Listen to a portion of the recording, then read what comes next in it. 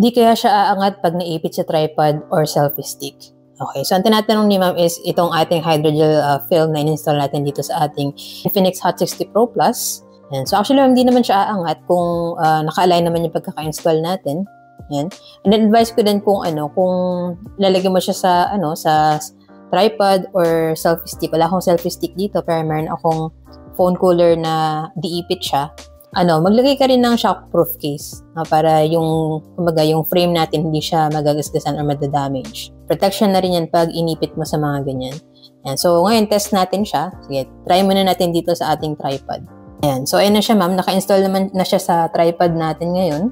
And ala naman siya umangat na parts. Yan. Kasi maayos naman yung pagkaka-install natin. Naka-align naman. Yan siya. Now, try natin sa phone cooler. So, ito yung phone cooler na kakarating lang nito kahapon. Diipit siya na phone cooler. Mura ka lang din siya nabili actually. Yan. Tapos, universal na rin siya kasi nga hindi naman siya magnetic. So, kahit anong phone, pwede mo siya i-clip na ganyan. And hindi rin siya madaling patanggal. Yan. So, yan siya ma'am. Pag naka-phone cooler, wala rin problem. Hindi naman siya umangat.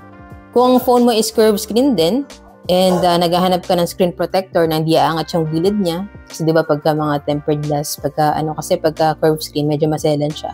After ma-install, after some time, umaangat yung gilid. So nagkakadumi or natatanggal ulit. Kaya papalitan naman natin. Kaya pag curved screen, mas prefer ko talaga yung mga hydrogel film like this one. And then maganda rin kasi dito, responsive din siya sa fingerprint scanning. So unlike sa mga tempered glass, minsan kailangan nating ulitin yung registration para ma-detect yung fingerprint. Ito hindi na.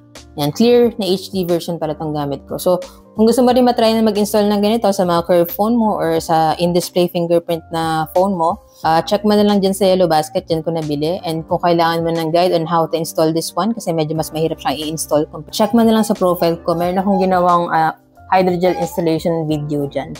Ayan. Tapos kung bibili ka, first time mo mag-install, advice ko, mas okay if tatlo yung bibilin mo. Para if ever na mag-fail ka dun sa first two, di ba? Meron ka pang third chance. Siguro naman sa pangatlong beses, ma-perfect mo na siya i-install. Kasi dapat sakto yung alignment niya. Yan, sa mga gilid. That wala siyang excess or anything para hindi siya maaangat.